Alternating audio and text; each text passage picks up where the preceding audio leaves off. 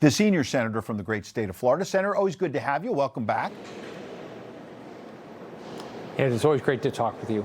Let me extend my condolences to you and everyone in the Senate mourning the loss of your friend Lindsey Graham. We've been talking about it all week, and rightly so. We know about his impact on foreign policy. One thing he was steadfast about here at home, as you know, was standing up against these sanctuary cities, other radical policies the socialists are pushing. Can you believe there's now a fight among the Democrat socialists about whether AOC is radical enough to be their presidential pick? It's hard to believe, but first on Lindsey, it was a sad day yesterday coming back to D.C. I came back in on Sunday, knowing that usually I saw Lindsey on Monday night, and he was a guy that spent decades building relationships all over the world. He had relationships. You could talk to Lindsey about what was going on anywhere in the world, and he knew what was going on. So it's a big loss. It's not going to. There's nobody here that today can just step in and do what he did for all those years and build those relationships. With regard to the socialist Democrats, they're crazy. They're absolutely crazy. Socialism has never worked. They act like, somehow it's worked somewhere. It's never worked anywhere. What I don't get is if these guys want to be these big-time socialists, why don't they move to Havana?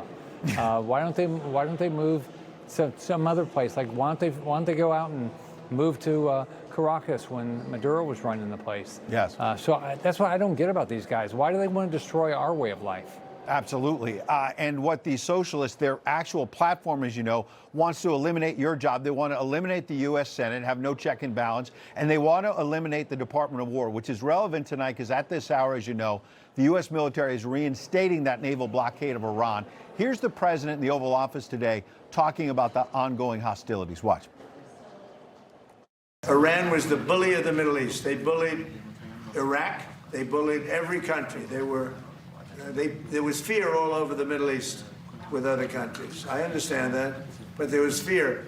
But there's no fear anymore because their military capability has been knocked to hell. Now, we know Lindsey Graham was very hawkish on Iran and other matters. There's others in your party, like the vice president, who want less intervention, perhaps more America first. Where do you come down tonight on the way forward here to finish the mission in Iran? Well, I'm very appreciative of what the president's done. First off, we cannot allow Iran to have a nuclear weapon. They've been killing Americans for 47 years. They get a nuclear weapon where none of us are safe. So the president did the right thing. Now, what he's doing is hard. It's no way the president was willing to do what he's doing.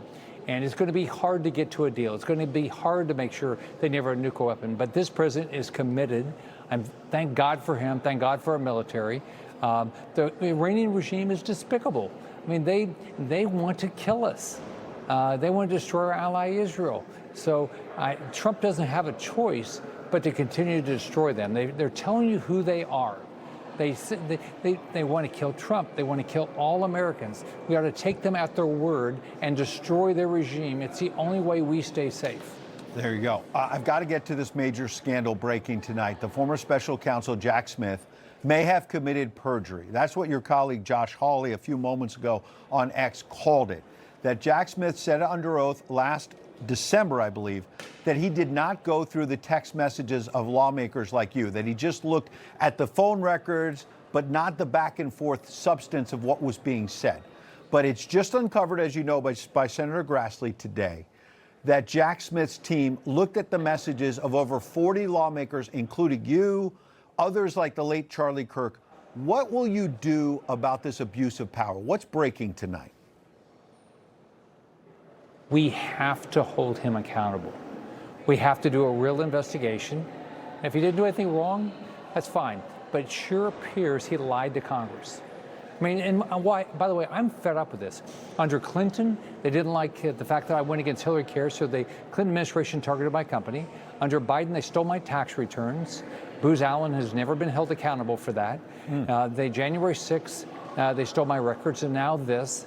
So when does this end? If they can do it to me, when I ran a big company, if they can do it to me as a U.S. Senator, nobody's safe. Any American, they're not safe. They want to come after you, they're going to come after you.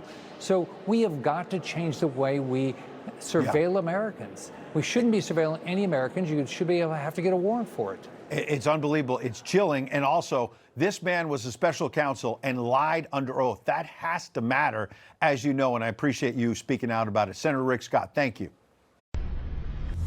Information. Truth is freedom. Is Newsmax. It's real news for real people.